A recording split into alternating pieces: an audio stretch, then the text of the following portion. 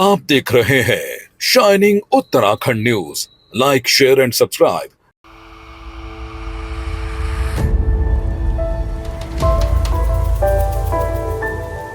नमस्कार, मैं आशीष तिवारी आज आपको स्मार्ट सिटी का सच दिखाने के लिए आया हूं। सहसपुर विधानसभा ईस्ट होप टाउन है ये, और उम्मेदपुर ये गांव है। बेहद शहर के करीब ये सटा हुआ गांव है। आईएमए बगल में ही है। यहाँ पर हम ये देखने आए कि क्या जो हमें दिखाया जाता है टीवी चैनलों पर, अखबारों में कि ये देहरादून बहुत स्मार्ट बन गया है, क्या वो वाकई स्मार्ट है या फाइलों में स्मार्टनेस दिखा रहे अधिकारी? ये जानने के लिए हम आए हैं यहाँ पर ईस्ट होप टाउन के उम्मेदपुर गांव में। हमारे पीछे जो आप देख रहे हैं ये ग्रामीण है। ये वही ग्रामीण है जो आपको वोट देते हैं, सरकार चुनते हैं, विधायक चुनते हैं, वार्ड मेंबर चुनते हैं, और फिर विधानसभा और वार्ड मेंबरों के साथ सरकार कहती है कि स्मार्ट हो गई है देहरादून सिटी। आप नीचे देख रहे हैं हमारे सामने, ये यहाँ की मेन सड़क है।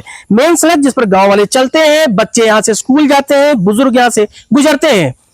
अब ये हालत जब इस गांव की है तो यहाँ के गांव वाले, खासकर वो महिलाएं जो अपने घरों में रहती हैं, बच्चों का पालन पोषण करती हैं, लेकिन इस कठिन रास्ते पर वो चलती भी हैं, वोट देती हैं, याद रखिएगा। उनका क्या नजरिया है इसको लेकर? हम जिस जगह पे खड़े हैं, आपका मकान सामने है, क्या ये स्मार्ट सिटी की एक विधानसभा सहसपुर है जहाँ के मेन रोड पे खड़े हैं? हाँ जी, यही है। मतलब कैसी सड़क लग रही है आपको देख के? ये सड़क तो आप लोगों को दिख रही होगी खुद भी किस तरह की सड़क है। आना जाना मुश्किल हो गया आजकल। अधिकतर कई बार हम लोग ऐसे मतलब बच्चे को गिरा के आ गए, खुद गिर गए है।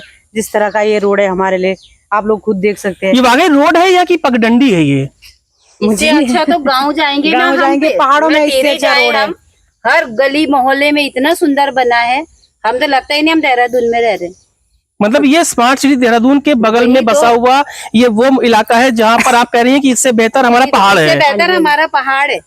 क्यों? बहुत सुंदर पहाड़ है, क्योंकि वहाँ पे तुम गली गली में जाओ, मोहल्ले में जाओ, हर तरफ प्रधान ने इतना अच्छा काम करा है, तारीफ लाई के। यहाँ पर पे क्या है, अब ये तो दिख रहा है सब कुछ, जमीनी सच्चाई है। अच्छा, आप बताइए, आप तो इन्हीं मुद्दों को लेकर चुनाव लड़ रही हैं यशोदा जी। हाँ जी। हम जहाँ पे खड़े हैं, ये जो सड़क है, ये सड़क है या कि गड्ढे हैं? कहाँ खड़े हैं हम? ये सड़क कहने के लिए सड़क है, लेकिन यहाँ पर क्या है कि मलबा यहाँ भरा हुआ है, जैसे कि आप देख ही रहे हैं। और यहाँ पर मेन मुद्दा जो है, जो हमारे देश का भविष्य, हमारे बच्चे हैं वो स्कूल ही नहीं जा पा रहे हैं। जब बरसात आती है तो इस तरह से ही रोड हो जाती है, उनको 1.5 किलोमीटर पैदल जाना पड़ता है, वहां से वो बस पकड़ के स्कूल जाते हैं और उन्हें छुट्टी मारनी पड़ती है। अच्छा, ये तो शहर के अंदर की बात है। विधायक आपके बगल में ही सहसपुर में है, यहाँ मुख्यमंत्री रहते हैं, यहाँ सारे मंत्री रहते हैं। ये हाईवे है, मेन जो आईएमए का रोड है, उसके करीब इस तरह की जो बदहाल स्थिति है, इसको लेकर यहाँ के जो नेता है वो क्या कर रहे हैं? जो भारत सरकार है, जब से भारत लगभग आजाद हुआ है तब से सैकड़ों योजनाएं चलती आ रही हैं अपने देश को, अपने गांव को संवारने के लिए, है ना। तो फिर मुझे नहीं लगता कि जो पिछले चुनाव रहे हैं उन्होंने कुछ कार्य किया होगा, वो आपके सामने है। क्या मुद्दे यही थे जिसको लेकर आप कहीं कि मैं चुनाव लड़ती हूँ? हाँ जी, ये मेन मुद्दा है कि मैं पिछले 5 वर्ष पहले भी आई थी, और 5 वर्ष पहले यही स्थिति देखी थी और आज भी यही स्थिति है। और क्या यहाँ की समस्याएं हैं इस उम्मेदपुर गांव की? सड़क तो हमने देख ली। हाँ जी। अस्पताल वगैरह में डॉक्टर, दवाइयाँ, टेस्ट वेस्ट करने के लिए क्या होता है? यहाँ पर स्वास्थ्य केंद्र भी नहीं है, यहाँ पर सामुदायिक केंद्र नहीं है, बच्चों के लिए मैदान नहीं है, और लाइटें, सड़कें वो आपने देख ही ली है, गली मोहल्ले तक लाइटें भी नहीं पहुंची हैं। और जैसे कि आपको पता है भारत अब डिजिटल इंडिया की ओर भाग रहा है, तो जब डिजिटल इंडिया है और लाइटें ही नहीं है, तो जो सरकार की योजनाएं हैं वो हम तक नहीं पहुंच पा रही हैं। अच्छा, जब आप लोगों से मिलती हैं चुनाव के दौरान, लोगों के घर जाती हैं इस रास्तों से होते हुए, हाँ जी, जो महिलाएं हैं वो क्या शिकायत सबसे ज्यादा कर रही हैं? यहाँ के सबसे बड़ी समस्या क्या है? उनकी सबसे बड़ी समस्या यही है कि जैसे वो स्कूल जाते हैं बच्चे, उन्हें राशन लानी हो, मेन रोड तक वो जाती हैं, सर पे बेचारी राशन उठा के ला रही हैं, यहाँ गाड़ी नहीं आ सकती है, उन्हें दूर दूर गाड़ियां खड़ी करनी पड़ती हैं। सड़क के साथ साथ ट्रांसपोर्टेशन की भी उन्हें समस्या है यहाँ पर। मैंने जहाँ तक पता किया कि आप तो हाईली क्वालिफाइड हैं, हाँ जी। टीचिंग के लिए आपका सिलेक्शन भी हुआ। हाँ जी, हाँ जी। आपका छोटा सा बच्चा भी है। हाँ जी। घर की उन जिम्मेदारियों को और अच्छा सा एक टीचिंग का जॉब छोड़ के हाँ जी। आप इन सड़कों पर, इन कीचड़ और मिट्टियों में क्यों आई? जैसा कि आप देख ही रहे हैं, यही मेन कारण है कि मुझे समाज सेवा करनी है। है ना, जो हमारे देश के भविष्य, हमारे छोटे छोटे जो बच्चे हैं, जब वही उभर कर नहीं आएंगे, उनको उनके सपनों को उड़ान नहीं मिलेगी, तो हमारा मतलब अस्तित्व ही नहीं रह जाता है, अस्तित्व ही नहीं है अगर हम अपने बच्चों को एक अच्छा भविष्य नहीं दे पाते हैं तो। अच्छा दोस्तों, यहाँ पे हम इनके साथ में जो इनके समर्थक हैं, इनमें इनके परिवार के लोग भी हैं, वो लोग भी हैं जो चाहते हैं कि यशोदा जी चुनाव जीत के आए और जो समस्याएं वो खुद झेल रही हैं उसको वो समझती है करीब से, इसलिए हम लोगों से बात करते हैं। आप बताइए, यशोदा जी को क्यों जिताना चाहिए और यहाँ की जो समस्याएं हैं उनको आप लोग कितना जो है समझती हैं कि तुरंत दूर होना चाहिए? अब यशोदा जी जो है गरीबों को देख के घर घर जाके इन्होंने समस्या देखी है, हम इनके साथ हैं। हमने इनको देखो, जहाँ कोई नहीं गया वहाँ यशोदा जी गई है। रास्ता नहीं है घर का, बहुत बड़ी दुख की बात है, घर का रास्ता नहीं है। ये रात को हम गन्नों के खेत से गए हैं, बिल्कुल रास्ता नहीं, एक घर नहीं छोड़ा जहाँ पर किसी की कोई उम्मीद नहीं है। फिर ये गए हैं, हम इनके साथ गए हैं। जब उनकी कहानी सुनी तो बहुत दुख की बात है।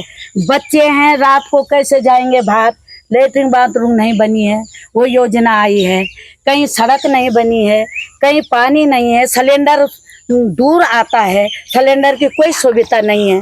महिला क्या करेगी? सिलेंडर भरेगी या बच्चों को छोड़ेगी या क्या करेगी? कम से कम 2 किलोमीटर है, नाप के देख लो, कोई सुविधा नहीं है यहाँ।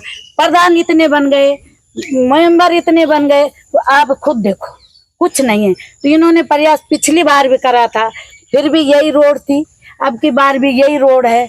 महिलाएं बहुत परेशान है, कोई नहीं सुनता, बड़ी बड़ी बातें करते हैं नेता, करते हैं हम करेंगे, लेकिन 5 साल गुजर जाते हैं, उसके बाद भी यही हाल है। जिस सड़क हम देख रहे हैं ये कई सालों देख से रहे हैं आप, ये 5 साल पहले भी ऐसी थी, उससे पहले भी ऐसी थी। अच्छा आप ये बताइए लोगों में एक परसेप्शन है, यानी कि एक सोच है कि महिला प्रधान बन जाए, महिला विधायक बन जाए, हावी पति हो जाता है, ठीक है ना? लेकिन यहाँ पर उल्टा है, बहुत ही क्वालिफाइड है, पढ़ी लिखी है, बच्चों को घर छोड़ के आई हुई है। ऐसी महिलाएं जब हमारे राजनीति में आए तो कितना अच्छा एक संदेश होगा कि वो समस्याओं को समझती है, जो घर चला सकती है वो समाज को भी चला सकती है। हाँ, ये तो सच है। आजकल देखो आप, जहाँ पे भी देखो, सबसे पहले तो पुरुष ही आगे दिखते हैं, ठीक है? वो महिला को कुछ समझते नहीं है, वो दबाने की कोशिश करते ही हैं।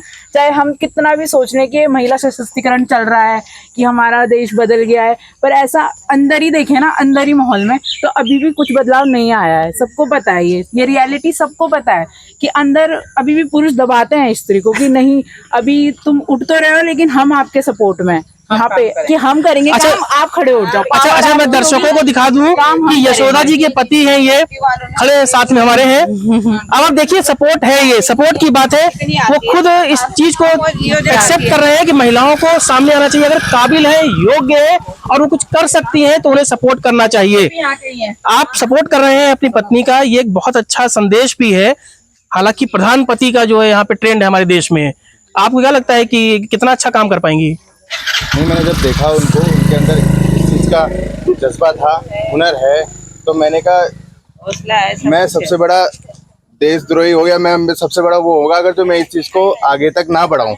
मैंने कहा उनके अंदर जज्बा है करने का, बोला मैं कर सकती हूँ, मैं हर चीज़ को कर सकती हूँ, कोई ऐसा हो नहीं, बस मुझे सपोर्ट चाहिए। मैंने कहा सपोर्ट, बिल्कुल सपोर्ट चाहिए। मैंने कहा मुझे तो खुशी है कि भाई हमारे घर पर अच्छी बात है कि हमारे घर पर किसी के अंदर, एक हमारे गांव में किसी के अंदर समाज सेवा की भावना आई है, इससे अच्छी बात क्या होगी? तो मैंने बोला भाई तुम्हें बच्चे भी अपने देखने पड़ेंगे, घर पे क्या है, आपके 6 महीने की बिटिया भी है? हाँ, 6 महीने की बिटिया भी है। बोला कोई फर्क नहीं पड़ता।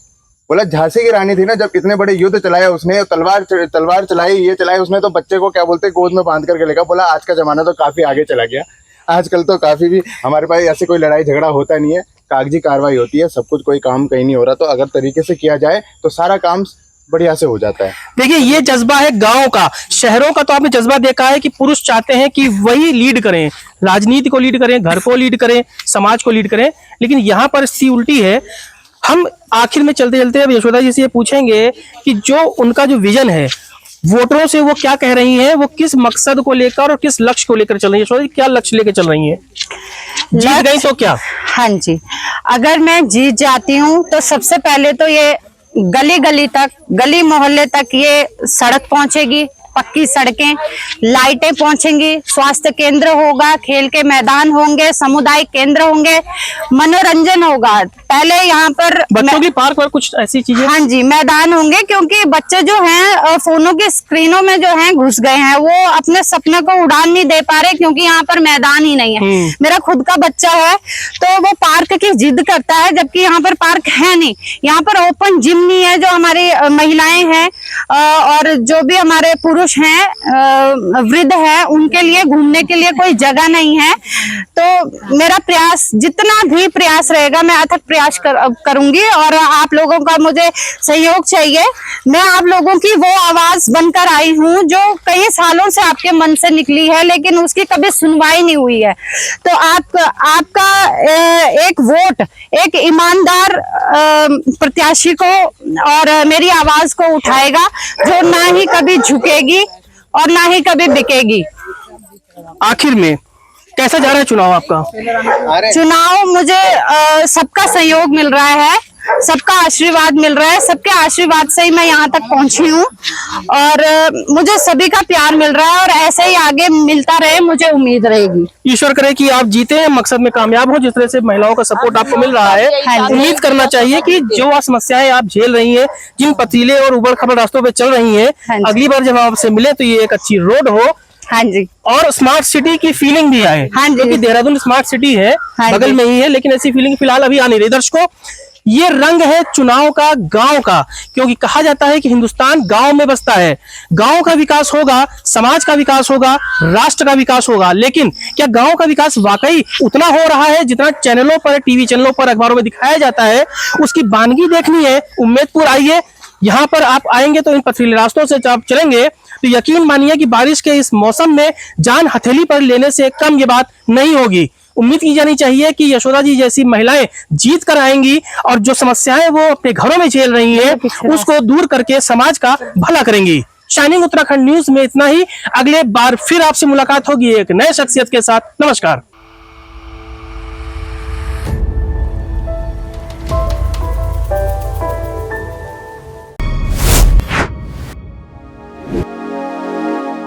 आप देख रहे हैं shining Uttarakhand news. Like, share and subscribe